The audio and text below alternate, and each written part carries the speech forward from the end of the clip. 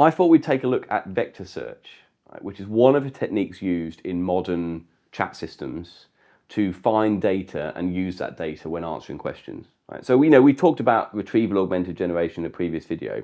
In that video, to try and get the language model to answer a better question about, I can't remember what it was I was asking about. I think it was a football stadium. Let me tell you about the amazing Olympiastadion in Berlin, Germany. Right. I just jammed the whole Wikipedia article for the football stadium into the prompt. Now, that's okay, but what happens if you don't have a Wikipedia article?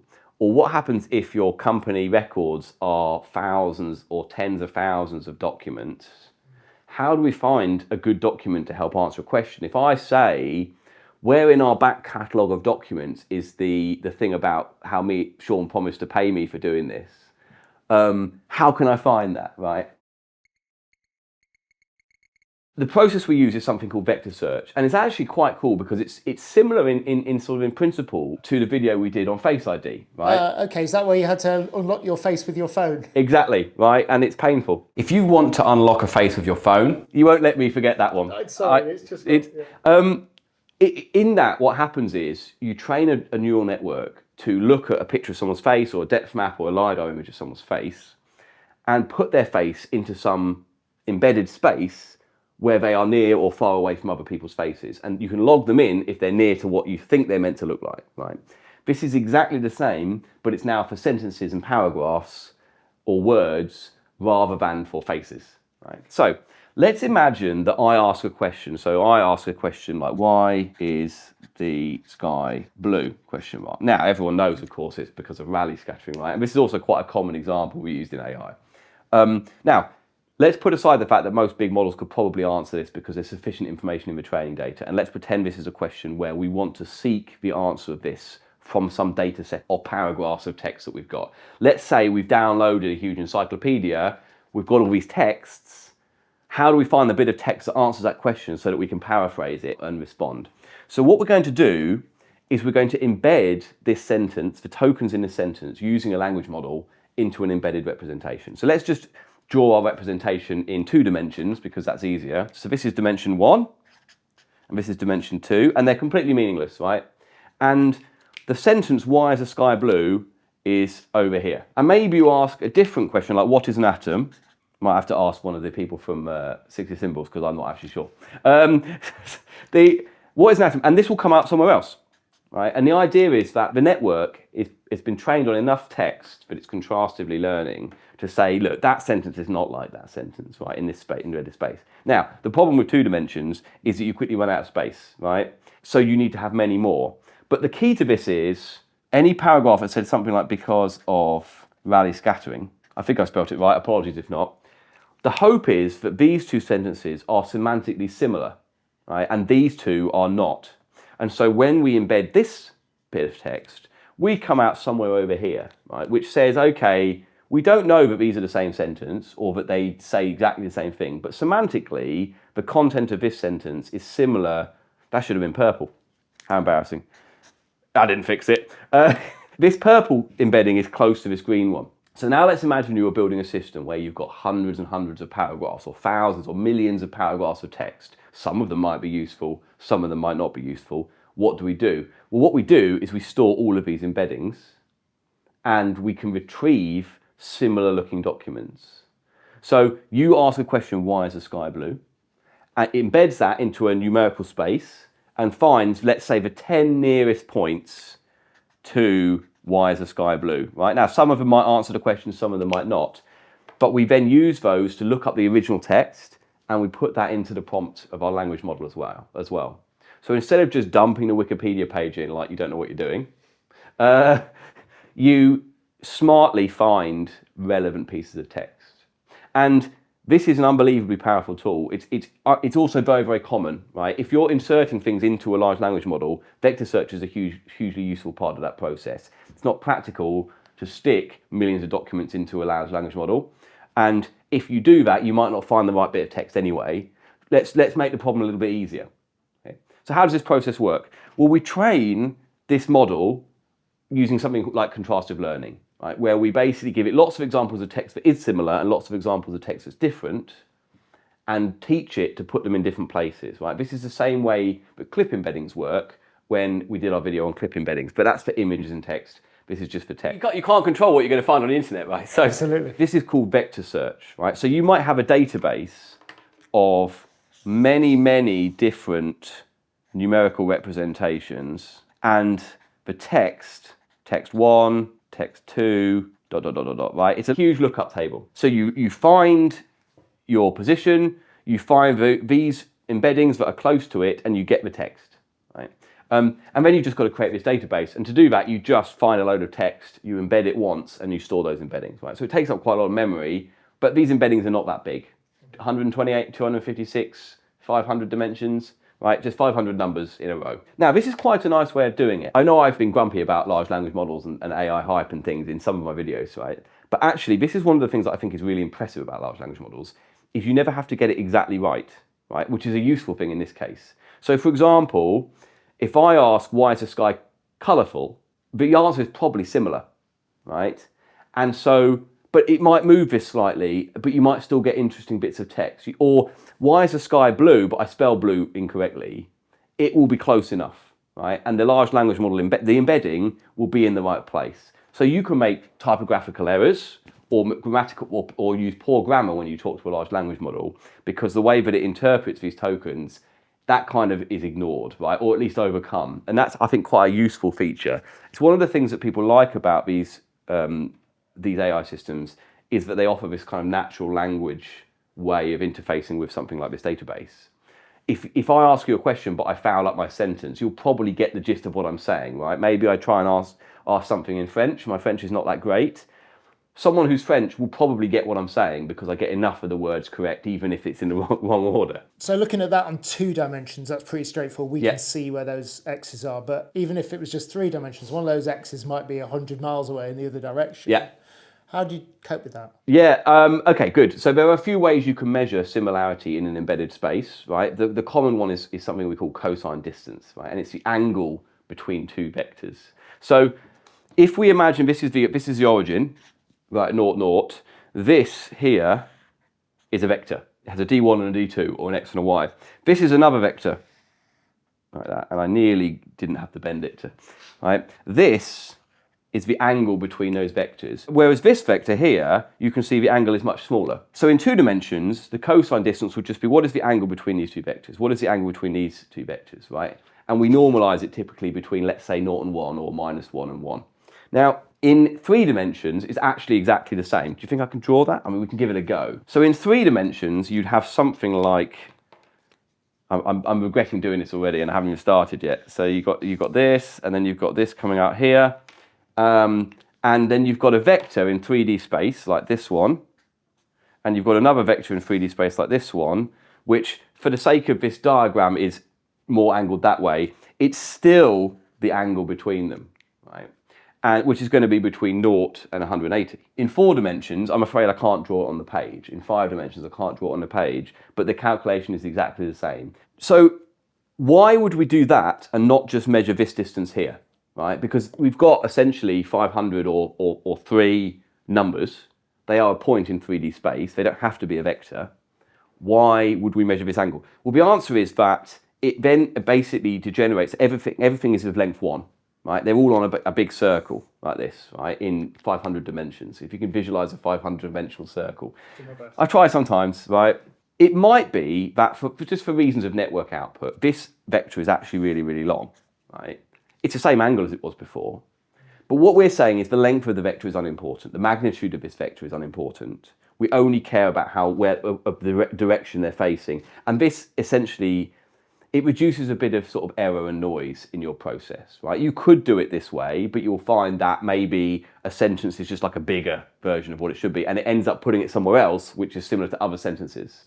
Is it possible, though, that you've got 2 things that are nowhere near each other but are along the same vector line, or more than 2 things? That's what cosine measures, right? So cosine is measuring whether 2 things are essentially along the same line, regardless of how long they are. So if you had a bunch of different lines on here, they would all have a cosine similarity of 1, or no angle. So they are similar, anyway. Yeah, they are similar, right? And that's kind of the hope. These would all be measured as quite different if we were doing it based on just distance. Yeah. in this dimensional space. All right, so I've coded this up, and when I say coded this up, I've used libraries to code it up. Just a very simple example to show you how this works. Okay, so I've imported some libraries. I'm going to create my embedding network, right? So the embedding network is not a network that predicts the next word in a sentence or predicts what image is interesting. It just turns your sentence, however long it is, or your paragraph, into a numerical representation. So I'm going to import that. I'm using Hugging Face to do this, and the model I'm using is MPNet base v2, apparently. Right? It's a standard one, right? So it's downloading all the model and sort of sorting that all out.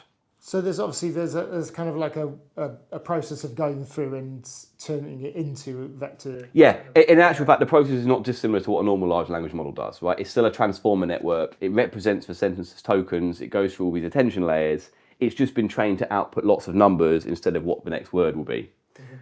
So I've got 3 embeddings here that I'm going to create. E1 is why is the sky blue? E2 is the sky is blue due to a process called Rayleigh scattering, right, which I would say is similar in theme to the previous sentence. And E3, which is my wild card, is bicycles that typically have 2 wheels, otherwise they're called a tricycle or a car. And I'm sure the people in the comments will point out all the other non-2-wheeled vehicles that... I decided that wasn't the most important part of this video. So I'm going to embed these. So each of these will go through the network and produce E1, E2, E3, which are embedded variables. So these, just think of these as positions on in our dimensional space that we can measure the distance between. If we add another code block to this, I can say, for example, E1, and you can see, here it is. These are the embeddings for E1, and they're quite long. They're just meaningless numbers. They aren't useful to humans. They're useful because the distances between, or the angles between this embedding and others are useful, not the numbers are useful in other ways. So if we scroll down, I'm going to calculate the cosine distance between E1 and E2, E1 and E3, E2 and E3. And as far as I know, this returns a number between 0 and 1, where 0 is they are the same vector, and 1 is they are very, very angled very, very far apart. Right? So let's run this. So I'm doing E1 to E2, E1 to E3, and E2 to E3. And remember, E1 and E2 are our Rayleigh scattering related sentences. And there we go. So the distance between E1 and E2 is 0.2. And the distance between E1 and E3, or E3 and E2, is 0.94, right? All right, it's almost about as Much different worse, as you can get, right? really. So imagine you had a bunch of interesting facts, right? Like your bicycle wheel fact, right? Which is very interesting, in your database with these embeddings, and you said, we need to answer a question on Rayleigh scattering or why the sky blue. What text do we use to do that? This will find the nearest text, which is the thing about Rayleigh scattering, not the thing about bicycles, right? And that's how you try and get the correct answer. There's one thing I'll point out is that we live in Nottingham. A very famous bicycle factory called the Rayleigh Bicycle Factory was based here. Maybe that's why this is 0.94 and not 1. I don't know. But my spelling of both could be wrong. So let's improve my retrieval augmented generation process with a slightly more complicated example. Here, we're going to download and load up the NIST recommendations for key management document. Now, the NIST recommendations for key management is a great document if you're interested in key management. This is cryptographic keys, right? How long should your key be? What algorithm should you use? Where should you store it? How long should you store it for? How many times should you copy it? Should you encrypt your key with another key, right? These are all questions answered in this document, and it's 170 pages long. So let's suppose you had a cryptographic key management question and you didn't want to read the whole document, right? Now you could use the index. Right? But let's suppose you can't use the index for reasons of it makes my example better. What we're going to do is we're going to load up this PDF, and then we're going to look. Here's an example page from my PDF. This is actually just, I think, the boilerplate at the beginning of the document. We're going to use something called a text splitter to chunk the whole PDF up into groups of about 800 words or 800 tokens. And we're going to have a bit of an overlap between them. You don't want your really important fact to be split halfway, so you just do a bit of overlap. You could fiddle about with this and change it. Right? So I'm going to chunk up my deck. So I can see, for example, that split 171 is something about exchange of information between internet identities, right? I don't, who knows? The next thing for me to do is to embed every single one of these chunks into the embedded space and stick them in a database where I can retrieve them. I'm using a database called Chroma for this. There are various that you could use. So all I'm doing here is I'm passing the embedding function, our network that we used earlier, into ChromaDB. And then I add all the documents. And this takes a little while. On the GPU, it's now actually processing all of those chunks. There's only about 800 to 1,000 of them. It's not too many. And so now I have a query. Now I'm not going to ask about why is the sky blue, because I don't think it's in the document. So I'm going to ask, what is the current recommended crypto period for a symmetric key wrapping key? Right. Now, I don't know if there is such a recommendation, right? But it seems like an interesting question one could ask of this document. So I'm going to query it. I use the vector DB. I'm going to do a similarity search. That will be using cosine almost certainly, with my query. And I'm going to return 10 potential the closest 10 points, right? And the text for those. So I run that. It doesn't take very long. The lookup, these comparisons of points is very, very fast. And then we look at the results for the written. So here we go. So the first text says the crypto period. The recommended original usage period for a symmetric key wrapping key is used to wrap very large numbers of keys over a short period of time. Is on the order of a day or week. So I don't know whether that's, it's probably right? It's in this document, but it does seem like a relevant paragraph that it's dug out, right? It hasn't returned anything on byte manufacture. So you can actually build this into a kind of hands-off query and then respond thing. So I'm going to create a Mistral 7B instruct model, right? So I'm basically just going to have a little large language model, which usually is quite a small model. It's not great at answering questions compared to some of the bigger ones. And I'm going to build a small pipeline where I automatically query, retrieve the data, and then answer based on that data, right? So I've created a prompt template that says, you're answering a question using only the information provided in the context, do not use outside knowledge. And then this context is going to be populated with my query, right? It's loading up the model. It's a good thing I chose the 7 billion one and not the 170 billion one. Where's that running? On the cloud? This is running on the cloud, yeah. You could run this, it's quite a small model, you could run it on your own graphics card at home. Okay, this seems to have done something. So I'm going to create my pipeline, create my prompt template. This is mostly using Hugging Face and LangChain, right? And then I've got my RAG query. So there's also a RAG query here that says why. So I'm going to delete that.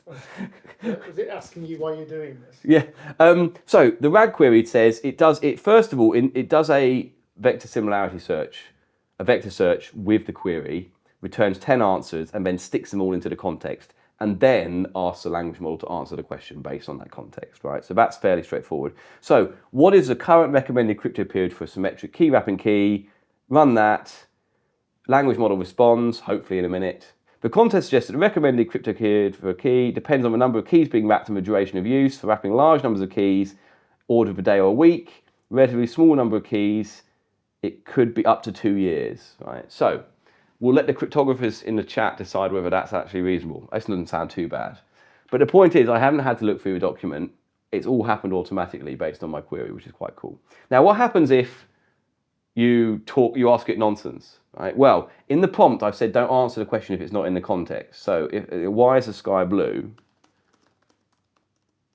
Blue question mark, and I run that. My hope is it will say I don't know, or it will say the provided context does not contain information about the color of the sky, specifically what is blue. The context focuses on cryptography, network protocols, and key management, right? So that, you have to think about your prompt, otherwise it will start having a guess. I was going to say that's possibly my favourite thing about that, the fact that it knows when it doesn't know. That's an interesting point, right? A lot of people ask me when we talk about AI, why don't they just say when they don't know? A lot of the time you're not using retrieval augmented generation or vector search. You haven't got this context of truth.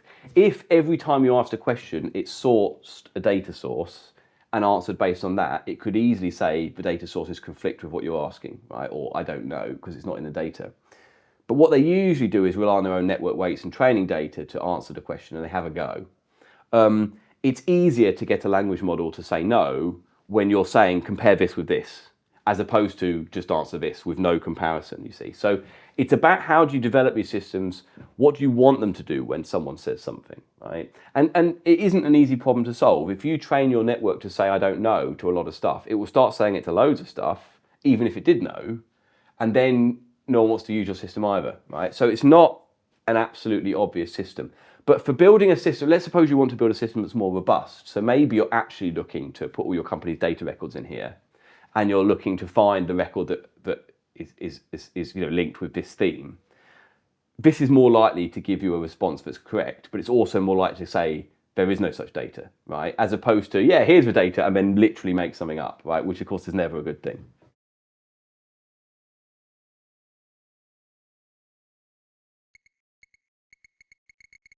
Add up the bytes and check the sum. That's great, right? It's great, except that it's quite common to get 2-bit errors. One that adds maybe 16, you know,